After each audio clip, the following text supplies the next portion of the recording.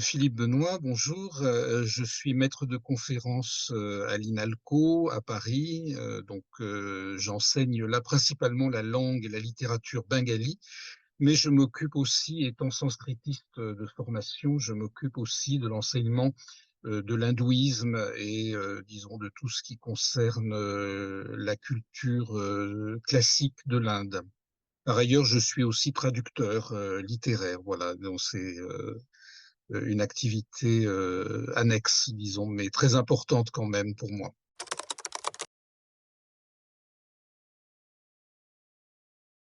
On peut dire déjà que c'est sans doute la troisième grande religion du monde après le christianisme et l'islam, hein, en nombre d'adeptes. Il y en a plus d'un milliard qui sont essentiellement dans le pays qu'on appelle aujourd'hui l'Inde, la République indienne, l'Union indienne, mais qui se trouve également dans d'autres pays de cette zone géographique qu'on appelle l'Asie du Sud. Et puis, à cause des émigrations plus récentes, l'hindouisme est présent finalement dans une très grande partie du monde.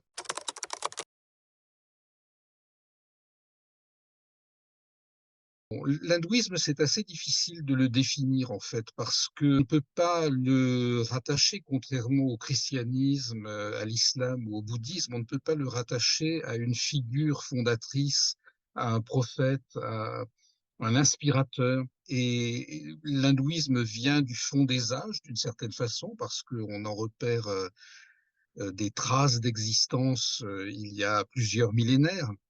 En même temps, son nom, hein, ce nom que nous utilisons aujourd'hui pour désigner cette religion, donc l'hindouisme, c'est un nom très récent.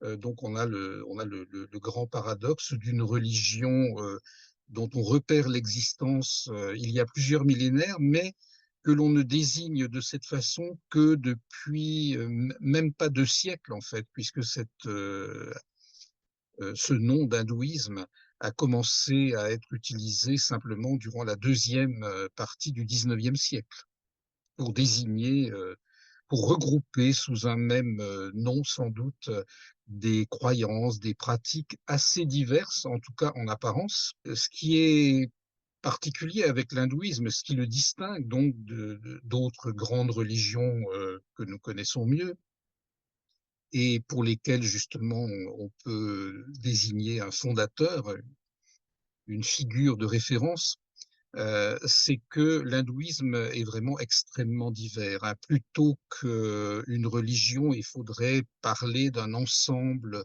de croyances, de pratiques, de cultures.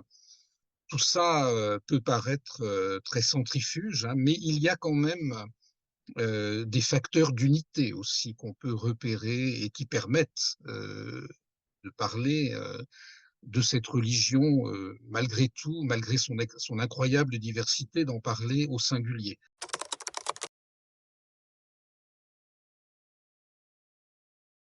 C'est surtout ce qu'on appelle le brahmanisme, c'est-à-dire en fait ces croyances, cette extraordinaire diversité de croyances, en tant qu'elle a tout de même été l'objet d'un travail d'unification, d'une certaine rationalisation à travers la langue sanskrite, à travers la prédominance de cette caste qu'on appelle les brahmanes, hein, qui sont à la fois les prêtres, les, les lettrés, les spécialistes des textes de référence de cette religion. Donc, on peut parler tout de même de l'hindouisme au singulier. On peut en parler de plus en plus parce que depuis, on aura l'occasion peut-être d'approfondir ce sujet par la suite, mais depuis au moins la fin du 19e siècle, il y a un certain rapport entre le nationalisme indien et cette religion qu'on appelle donc depuis cette même période, hein, l'hindouisme. L'hindouisme a beaucoup évolué, hein. C'est une religion qui a donc une existence plurimillénaire et qui est en perpétuelle évolution.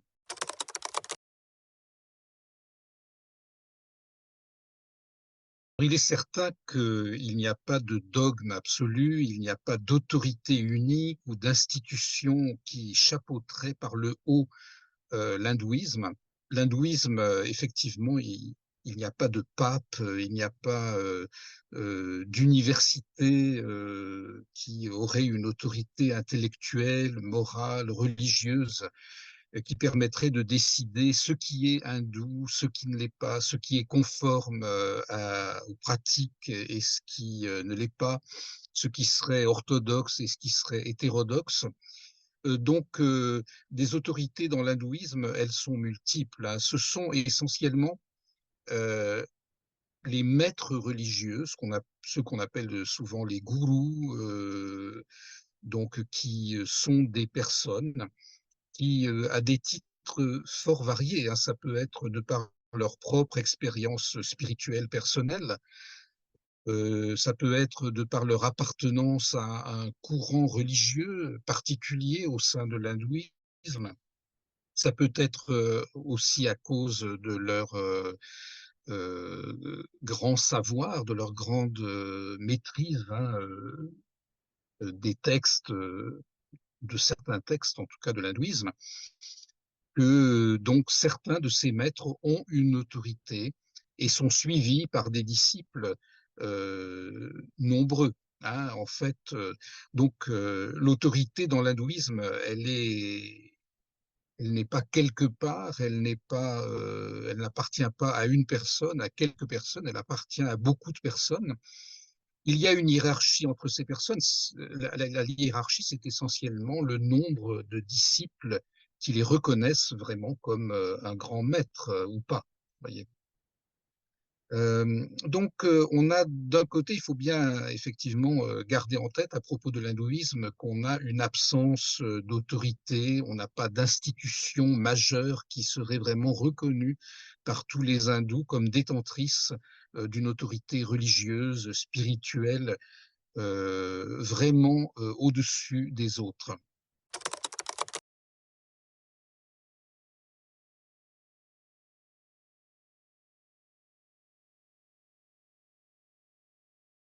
La société hindoue est divisée en castes, fragmentée en castes, qui sont hiérarchisées les unes par rapport aux autres, c'est-à-dire qu'il y a de hautes castes. J'ai parlé des brahmanes tout à l'heure en réponse à l'une de vos questions. Donc les brahmanes sont la plus haute caste ou les plus hautes castes dans la société hindoue. Et puis il y a d'innombrables castes qui souvent sont associées pour la plupart à des professions, par exemple à des artisanats ou à des types d'activités professionnelles comme l'agriculture, certains types de commerce, des castes très particulières comme celle des barbiers qui s'occupent, comme leur nom l'indique, de couper les cheveux, mais aussi les ongles, et qui ont par exemple un rôle rituel au moment de certains rites hindous qui est très important.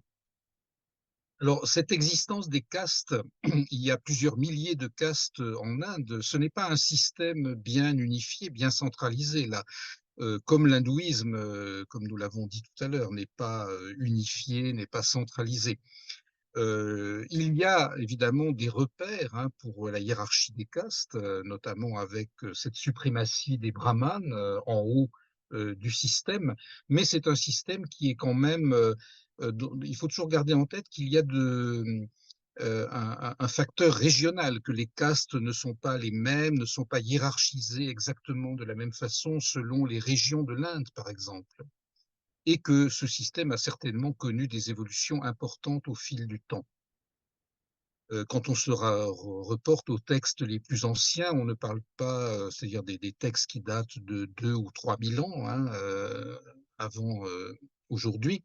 À l'époque, on ne parle pas vraiment de caste, on parle plutôt de 4 grandes classes dans les textes normatifs, dont les brahmanes, et le lien entre ces 4 grandes classes originelles, semble-t-il, et puis les castes telles que nous les connaissons aujourd'hui, et depuis plusieurs siècles déjà, ce lien n'est pas évident à faire.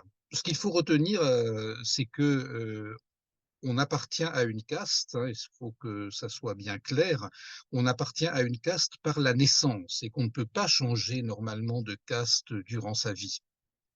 Cela dit, les hindous, ils ne sont pas les seuls, d'ailleurs les bouddhistes également, hein, et beaucoup d'autres en Asie, partagent la croyance que nous avons plusieurs vies, hein, et que nous nous réincarnons. Et l'appartenance de caste, elle peut varier donc d'une vie à l'autre, théoriquement, hein, si l'on croit à ce système de la réincarnation. Mais au sein d'une même vie, en principe, on naît dans une caste et on va mourir dans la même caste. Il n'y a pas de la possibilité de changer. On doit se marier traditionnellement au sein de sa caste, selon des règles bien précises. Donc la caste est quelque chose, est un groupe social fermé, on peut dire, hein, qui a une existence, une définition bien précise et à laquelle on appartient vraiment par la naissance.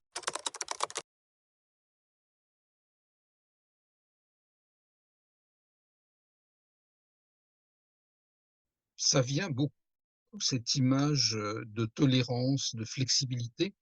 C'est beaucoup une image que certains hindous ont voulu donner d'eux-mêmes, volonté de s'affirmer comme tolérant, euh, qui a sans doute rejoint la volonté de certains Occidentaux de trouver une alternative à ce que ces Occidentaux voyaient comme la rigidité, l'autoritarisme peut-être, notamment par exemple, de la papauté, vous voyez, ou de certaines institutions importantes dans le monde occidental du point de vue spirituel et qui ont pu paraître au cours de l'histoire comme peut-être des chapes de plomb imposées sur les différents courants spirituels avec la volonté d'imposer une orthodoxie extrêmement rigide. Alors il est sûr qu'on n'a rien de tout cela dans l'hindouisme.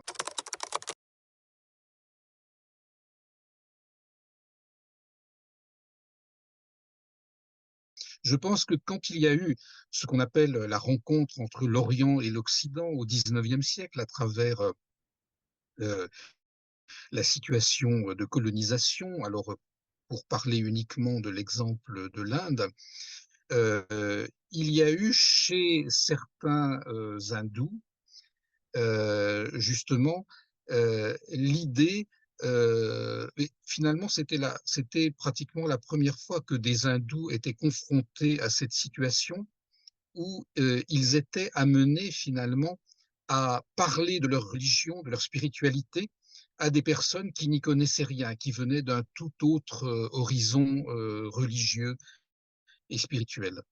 Et cela, je pense, a amené certains d'entre eux à vouloir donner une image positive, une image tolérante, flexible de leur propre religion. C'est le moment, ce moment c'est le 19e siècle, hein, le grand siècle de l'entreprise coloniale britannique hein, dans le monde indien.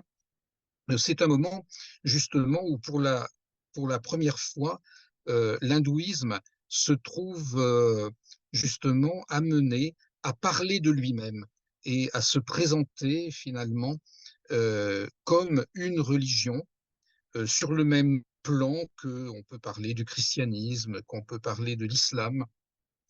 C'est la première fois que que l'hindouisme finalement se trouve amené à réfléchir à la question d'universalité. Comment délivrer un message universel, un message, c'est-à-dire qui puisse être compris par des personnes venant d'un tout autre horizon religieux, intellectuel, d'une toute autre tradition culturelle.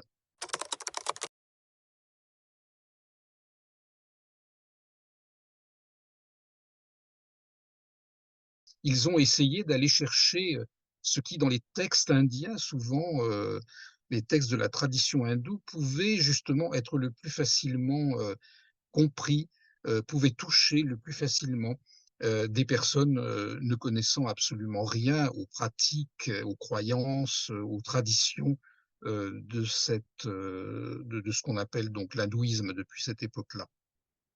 Et ils ont pu trouver effectivement des choses, notamment dans ce corpus de textes qu'on appelle les Védas, qui est considéré comme l'ensemble de textes le plus ancien de la tradition hindoue. Et effectivement, il y a des tas de choses dans les Védas, c'est un corpus extrêmement composite, extrêmement varié, mais il y a en particulier une catégorie de textes qu'on appelle les Upanishads, qui, pour les plus anciennes, doivent dater probablement du premier millénaire, du début du premier millénaire avant notre ère. Et dans ces textes, effectivement, on trouve développer des éléments qui vont dans le sens d'une unicité du divin par-delà l'extraordinaire polythéisme qui prévaut dans l'hindouisme.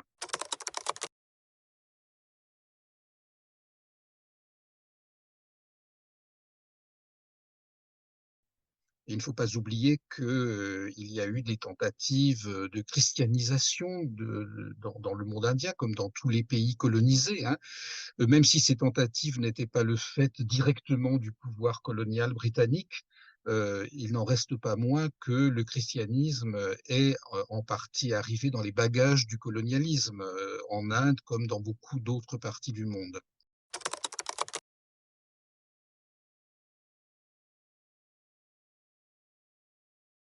Je pense qu'il y a eu la volonté chez beaucoup d'hindous qui se sont frottés à cette question-là de parler de leur propre religion, de la faire connaître dans le monde, d'en donner une image plus de tolérance. On rappellera que le grand sage hindou Vivekananda, à la fin du 19e siècle, en 1894, lorsqu'il a pris la parole au Parlement des religions à Chicago, et c'était pratiquement la première fois qu'un hindou, un représentant de l'hindouisme, prenait la parole dans une réunion internationale en dehors, très très très loin de sa terre d'origine. Il a bien pris soin de développer cette image d'ouverture, de tolérance, oui, d'ouverture aux autres, de l'hindouisme. Et donc, je pense qu'il y avait vraiment la volonté de donner une image profondément différente de celle qui était subie de la part des colonisateurs, des Européens, des chrétiens en particulier. Peut-être qu'aussi il y a eu un peu plus tard chez des hindous la volonté aussi de se distinguer de l'islam qui a souvent été présenté comme une religion beaucoup plus rigide, beaucoup plus structurée, plus agressive, et donc de donner également, en comparaison avec l'islam, qui est très présent bien sûr en Asie du Sud, dans le monde indien, une image très différente.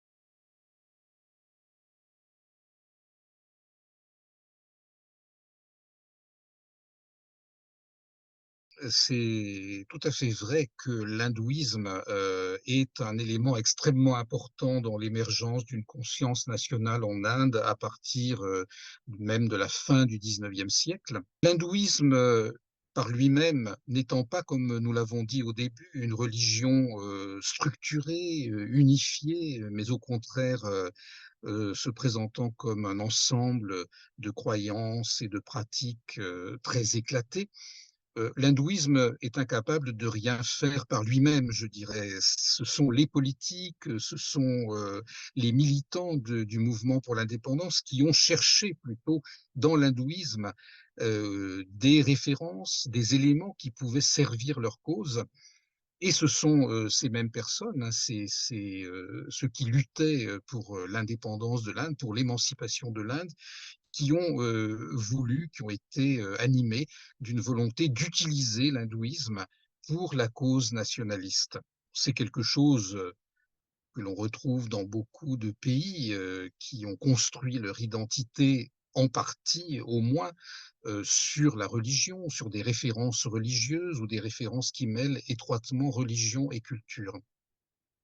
Alors, pour le cas de l'hindouisme, du monde hindou, il y avait l'idée profonde dans l'hindouisme qu'on retrouve dans des textes très anciens d'une identification entre la terre, le pays, hein, et une divinité féminine.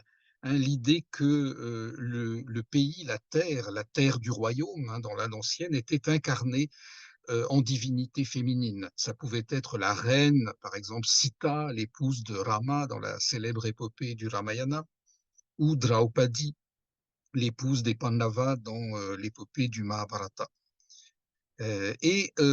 Conscient de l'importance dans l'imaginaire indien de cette représentation, hein, de la terre comme mère, comme déesse, les premiers nationalistes, ou du moins certains des premiers nationalistes, ont construit l'idée déesse mère patrie, qu'on appelle Bharat Mata, la mère Inde, et cela a été développé à partir de la fin du 19e siècle, notamment par un écrivain bengali qui s'appelle Bankim Chatterjee, et en particulier dans un de ses romans qui a eu une répercussion considérable dans les premiers moments de la lutte nationaliste, qui s'appelle Le monastère de la félicité, et où l'on trouve ce très célèbre hymne Vande Mataram, salut à la mer, qui a été le cri de ralliement des nationalistes à la fin du 19e, début du 20e siècle, et même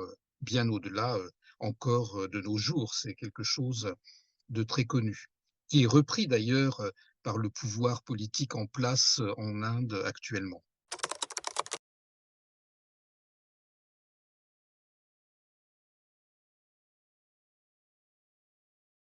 Je pense que si l'hindouisme a émergé comme une religion à partir de la fin du 19e siècle, alors que jusque-là, comme je l'ai dit tout à l'heure, le terme n'était pas utilisé. Il n'y avait pas de terme pour parler de cette religion. À l'époque, jusque-là, on parlait des Vishnouites, on parlait des Shivaïtes, on parlait, vous voyez, de différentes orientations sectaires euh, rattachées au culte d'une grande divinité, comme Shiva ou Vishnu, par exemple.